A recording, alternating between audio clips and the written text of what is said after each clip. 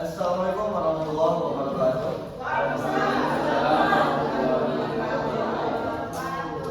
Gimana kabar hari ini? Alhamdulillah. Udah baik? Udah pada sarapan belum? Belum pada sarapan. Jadi gimana belajarnya biar semangat? Ini kalau sarapan aja nggak mau. Kenapa? Apa alasan kalian nggak sarapan ya, Pak? Belum nggak sempat Pak Guru. Sesungguhnya segala sesuatu yang disebut guru itu adalah saya yang menyampaikan. Ya.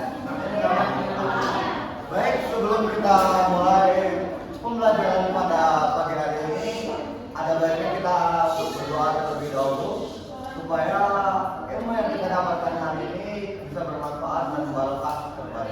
Amin. Dipersilakan untuk ketua kelas memimpin doa pada pagi hari ini. Siap. Doa mulai.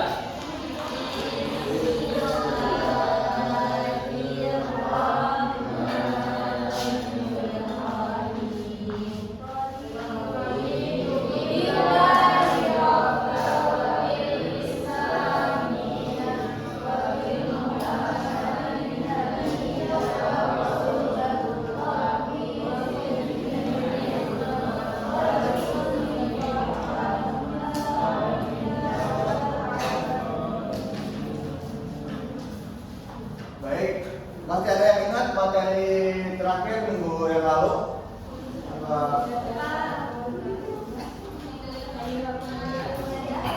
Masa ya satu pun nggak ada yang ingat ini materinya? Lupa Pak.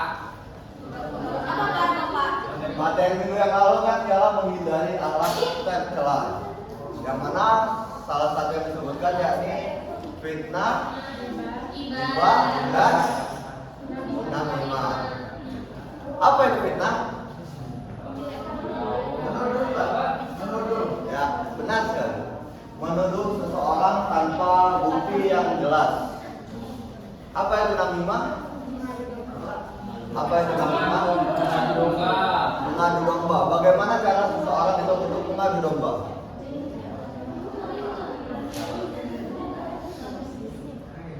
Biasanya orang yang akan mengadu domba itu akan menceritakan hal-hal yang tidak benar kepada temannya supaya mereka terjadilah sebuah pertikaian.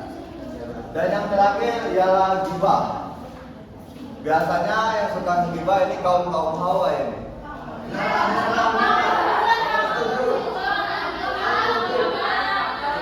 Benar apa benar?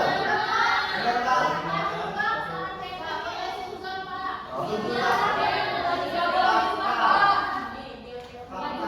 Apa itu ghibah? Membicarakan orang lain. Maksudnya membicarakan orang lain itu membicarakan seperti apa sih? Entah itu kejelekannya apa atau apa. Bagaimana?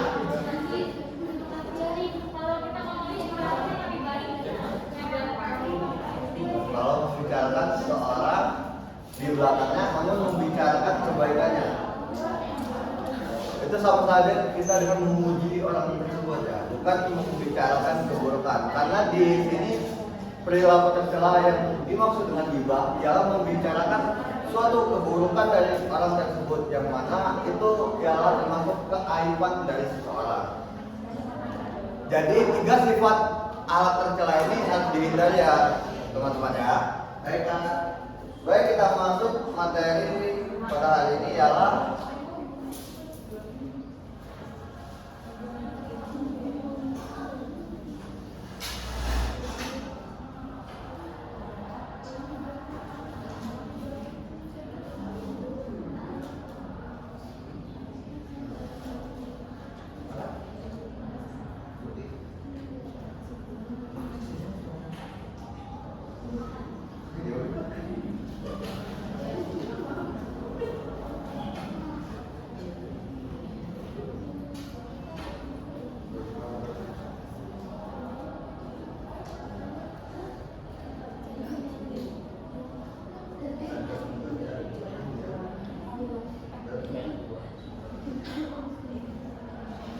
adab membaca Al-Quran dan berdoa.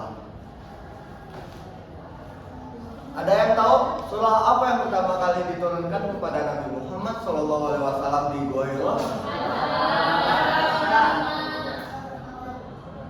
Apa kata pertama dari surah Al-Alaq? Apa itu Iqra? Kenapa yang pertama kali diturunkan adalah surah Al-Alaq, yakni Iqra?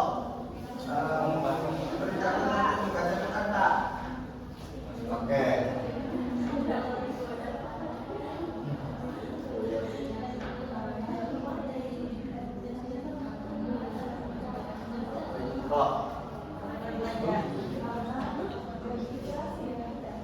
Iqra sendiri berasal dari lafaz qara'a yang tahu Qur'anan, yang mana mengikuti wazan fa'ala yang tahu fa'lan. Iqra sendiri merupakan bentuk dari fi'il amar, yaitu suatu kata perintah yang mana diperintahkan untuk membaca. Karena pada saat itu sebelum diturunkannya ayat-ayat suci Al-Quran, pada masa zaman Rasulullah SAW, Rasulullah pun sendiri pada saat itu belum bisa yang namanya membaca dan menulis. Maka turunlah ayat Iqra bismi rabbikal ladzi khalaq, yaitu perintah untuk membaca. Membaca Al-Quran ini ada adabnya nggak sih?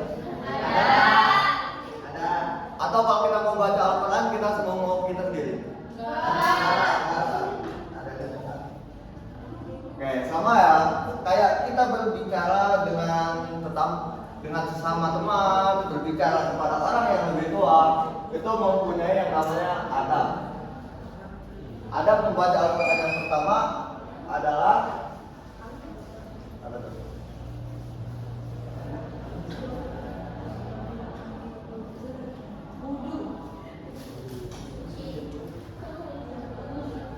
yang pertama adalah berwudu atau bersuci. Kenapa sih kita harus suci dulu sebelum kita membaca Al-Quran?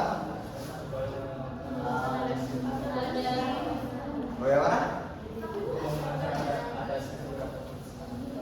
Ya, bisa. Kenapa kita harus berwudu? Karena apa yang akan kita baca ialah salah satu firman suci yang diturunkan langsung oleh Allah, yakni Sang Khalik yang menciptakan kita dari asal-muasal nagadan, yang diciptakan dari tanah, lalu terciptalah senyawa yang dari tulang rusuknya Nabi Adam. Jadi sebelum kita membaca sesuatu yang suci, kita harus mensucikan diri kita terlebih dahulu. Yang kedua yakni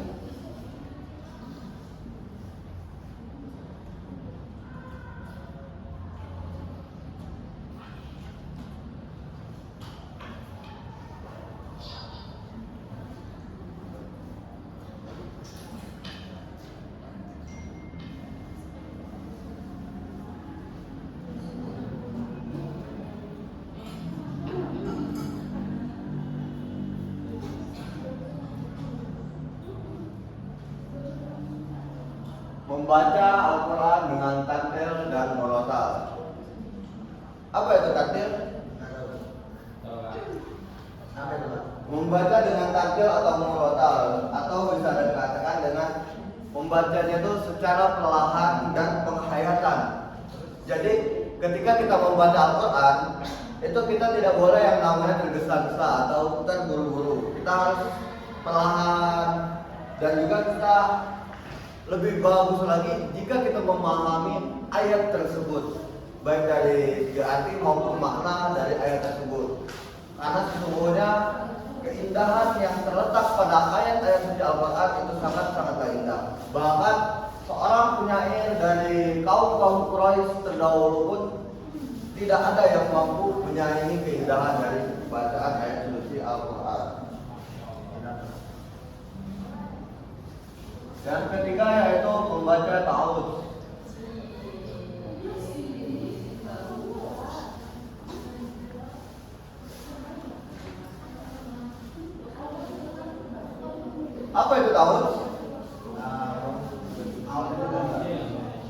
Bagaimana bacanya?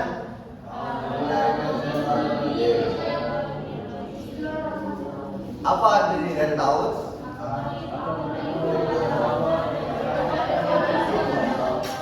Oke. Jadi sebelum kita membaca ayat pertama dari Al-Quran, ada baiknya kita terlebih dahulu untuk membaca taus supaya kita terhindar dari godaan-godaan setan yang membisiki telinga kita yang tadinya niat kita untuk membaca Al-Quran sangat kuat sehingga menggoyahkan keimanan kita tadi. Jadi alangkah baiknya kita membaca taus terlebih dahulu.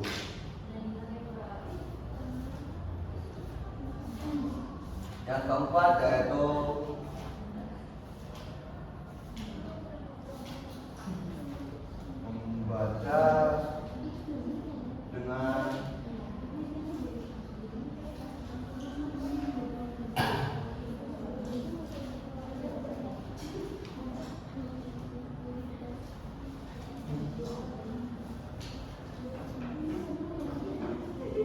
membaca dengan suara lembut.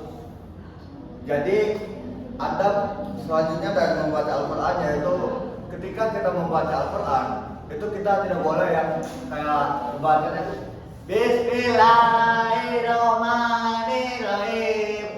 Itu nggak boleh ya. Itu namanya kita nggak mengetahui adab dari membaca Al-Quran. Ada baiknya kita membaca Al-Quran itu dengan suara yang lembut dan merdu. yakni menggunakan suara-suara yang tidak berlebihan. Contohnya Bismillahirrahmanirrahim.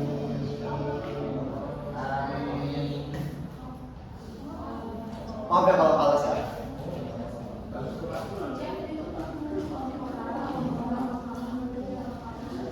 Dan yang terakhir ada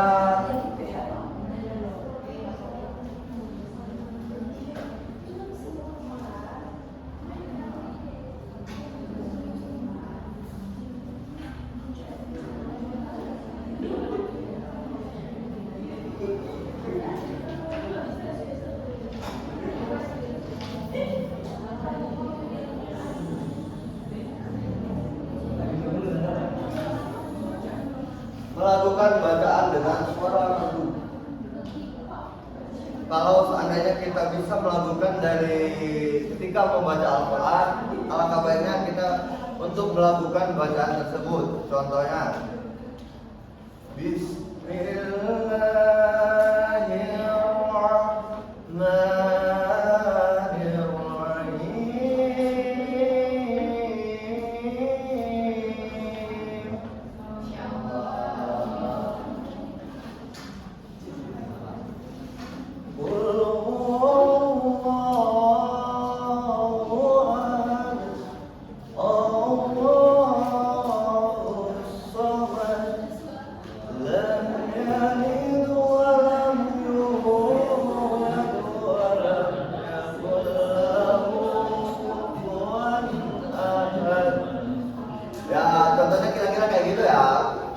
melakukan bacaan dengan suara yang merdu.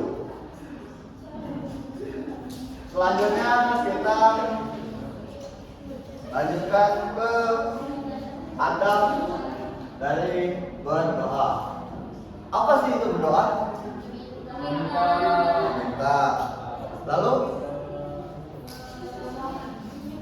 ya, berdoa sendiri memiliki arti yaitu sebuah permohonan, sebuah pujian dan pengakuan akan kekuasaan Allah Subhanahu wa taala. Yang mana ketika kita berdoa ini tadi, kita itu menghambakan diri, merendahkan diri serendah-rendahnya diri kita di hadapan Sang Khalik.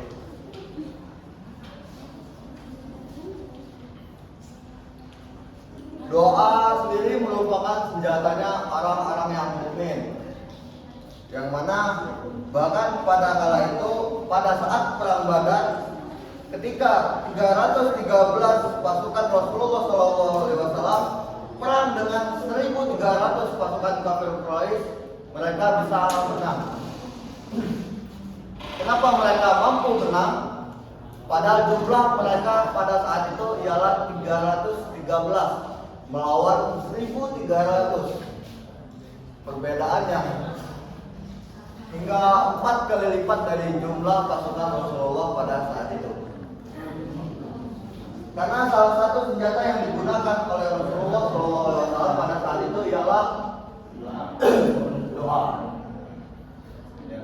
Karena sesungguhnya doa-doa orang mukmin itu lebih mustajab, dan doa-doa seorang ibu itu adalah doa-doa yang paling mudah untuk dikabulkan, yang akan dikabulkan oleh Allah ketika seorang ibu berdoa untuk anak-anaknya.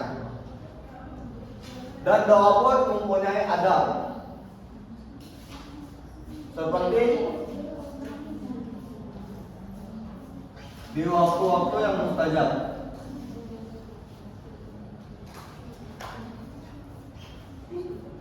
atau waktu-waktu yang terbaik yang sangat dianjurkan ketika berdoa.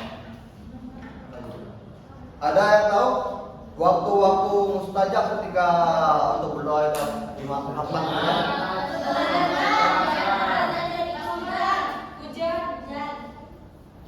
Banyak ya sebenarnya. Seperti contohnya di sepertiga malam, doa yang paling mustajab ketika hari Arafah, di bulan suci Ramadan, di malam Jumat. Itu termasuk waktu-waktu yang paling mustajab dikabulkannya doa ketika kita berdoa kepada Allah Subhanahu wa taala. Yang kedua, ketika kita hendak berdoa, hendaklah menghadap yang namanya kiblat, yakni arah sujudnya orang mukmin.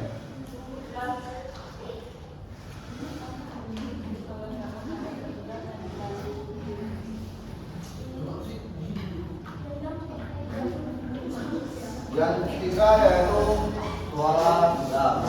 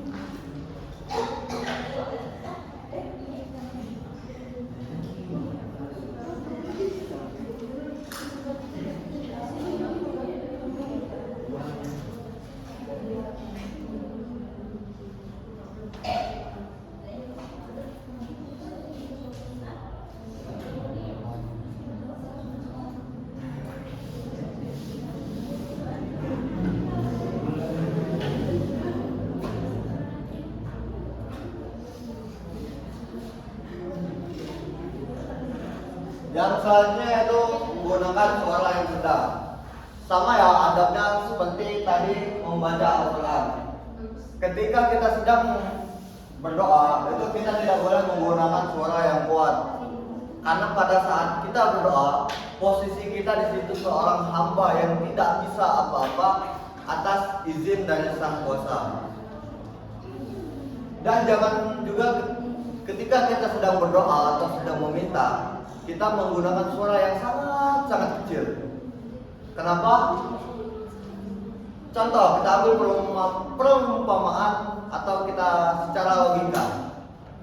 Ketika kamu meminta bantuan kepada seseorang, namun kamu tidak mengatakannya, apakah orang yang kamu minta bantuan akan membantu kamu? Enggak. Kenapa?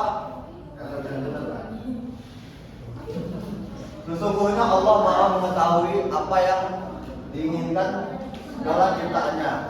Namun dalam adab berdoa, hendaklah kita menggunakan suara yang sedang. Supaya apa? Supaya penghayatan kita ketika berdoa, penghambaan kita itu lebih menjiwai dan terasa. Yang selanjutnya yaitu tunduk dan khusyuk.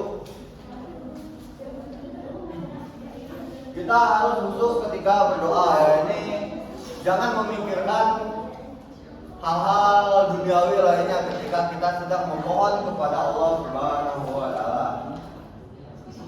Yang kelima yaitu yakin dan tekun.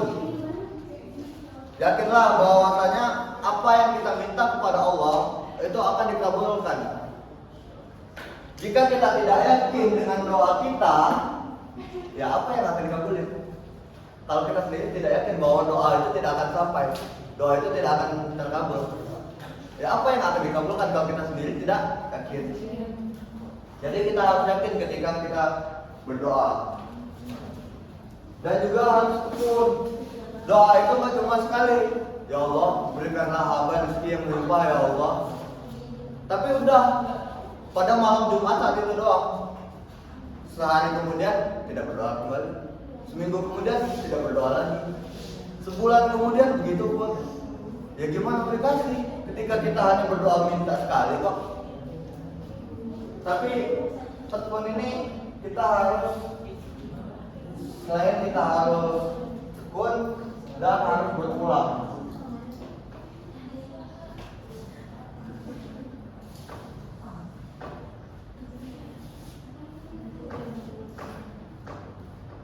Jadi ketika kita berdoa tadi, jangan hanya memohon sekali, tetapi berdoalah berkali-kali sehingga doa itu terkabulkan. Dan kita juga harus yakin supaya doa itu terkabul. Dan yang selanjutnya dalam hal berdoa yaitu memuji Allah dan bersalawat. Hendaklah ketika kita memulai berdoa, ketika kita membacakan doa, hendaklah di dalam doa tersebut masukkan pujian-pujian kepada Allah dan bersalawat atas Nabi Muhammad SAW, supaya doa kita lebih cepat terkabulkannya dan doa kita diberkahi oleh Allah. Ada satu materi yang terlewat oleh saya karena saya lupa. Maklum karena manusia ialah tempatnya salah dan lupa. Doa itu ada dua. Satu, doa masalah.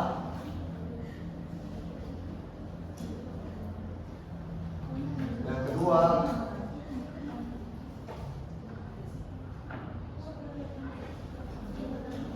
doa ibadah. Kira-kira dari penyebutannya saja, apa sih itu doa ibadah?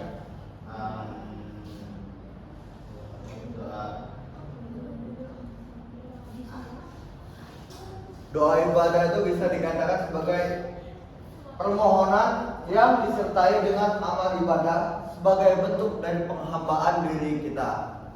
Jadi ketika kita berdoa ini, kita itu selain memuji, selain meminta, kita juga beribadah. Bahwasanya kita hanyalah makhluk yang lemah. Di hadapannya kita memuji Dia, memuji dari Sang Khalik yang menciptakan kita, dan juga kita mengharap ridho dari Allah Subhanahu wa taala atas doa yang telah kita panjatkan. Kalau doa masalah kayaknya pada tahu ini doa apa ini? Ya, Pak. Apa itu doa masalah? Doa dengan butuhnya. Nah, benar ya.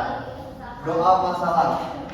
Doa yang disertai dengan permintaan untuk memperoleh manfaat atau menolak bahaya. Yaitu tadi, contoh kita sebagai mahasiswa ini, ketika kita berdoa, kita kan sering tuh, ya Allah, kenapa sih guru ini orangnya gini bener sih? Ya Allah, kenapa sih teman saya kok benar sama saya? Ya Allah, kenapa sih pacar saya malah pergi dari saya? Ya Allah, kenapa sih saya diselingkuhi? Wow. Itu masuk kategori dalam doa masalah. Ya. Karena di dalam doa tersebut kita mengeluhkan permasalahan yang sedang kita alami. Dan juga doa masalah sendiri yaitu doa menolak bahaya, atau mungkin yang sering didengar doa tolak balak, yaitu ya Allah, ketika kita hendak bermotor, ada baiknya kita berdoa terlebih dahulu untuk menghindari yang namanya masalah atau bahaya di jalanan. Ya Allah, berikanlah hamba perlindungan ketika hamba sedang berkendara, supaya dalam perjalanan hamba menuntut ilmu dijauhkan dari segala tolak bahaya. Oke, dari materi yang sudah kita sampaikan, apa sih kira-kira yang bisa kalian ambil ketika mendengar adab membaca Al-Quran dan berdoa? Hikmah ketika kalian sudah mempelajari adab membaca Al-Quran dan berdoa.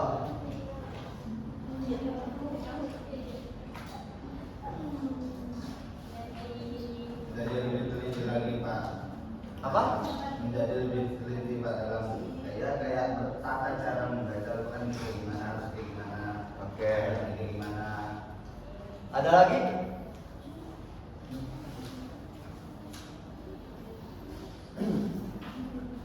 Ketika kita sudah mengetahui adab membaca Al-Quran dan juga berdoa, seharusnya kita sudah mengetahui bagaimana caranya kita menjadi pribadi yang lebih baik. Ketika kita hendak membaca Al-Quran, ketika kita tidak berwudu, kita akan merasa di hati kita itu ada perasaan was-was. Karena apa? Seakan-akan kita ini tidak sopan kepada Al-Quran tadi ketika kita hendak membacanya. Begitupun ketika kita hendak membaca dengan buru-buru atau dengan suara yang sangat tinggi, kita akan teringat, oh kalau misalkan membaca kayak gini nih, kita ini berarti orang yang tidak punya adab. Kita orang yang tidak mengerti yang namanya tata krama, sopan santun. Jadi kita harus memperbaiki dan membacanya dengan perlahan dan dengan suara yang merdu tadi. Begitupun ketika kita hendak berdoa, kita bisa memilih waktu-waktu tertentu yang lebih mustajab dibanding waktu-waktu yang lain. Dan juga sama seperti ketika kita membaca Al-Quran, ketika kita memohon doa, kita tidak boleh yang namanya kayak teriak-teriak. Kita harus khusyuk ketika kita berdoa tersebut. Dan juga ketika kita hendak berdoa, yakinlah bahwa doa yang kita panjatkan itu akan terkabulkan. Mungkin tidak banyak materi yang bisa saya sampaikan pada kali ini, dan tentunya ketika penyampaian materi ini terdapat banyak kesalahan dalam penyampaiannya. Oleh karena itu saya mohon ampun kepada Allah, kepada kalian saya mohon maaf. Mungkin saya tidak banyak lah untuk yang dikatakan, karena sesungguhnya seperti yang saya katakan di awal, manusia ialah tempat yang salah dan lupa. Dan juga peganglah doa, karena doa ialah senjatanya orang-orang mukmin. Mungkin cukup dari saya. Akhirul kalam, wallahu muwaffiq ila aqwamit thoriq. Wassalamualaikum warahmatullahi wabarakatuh. Sampai berjumpa kembali di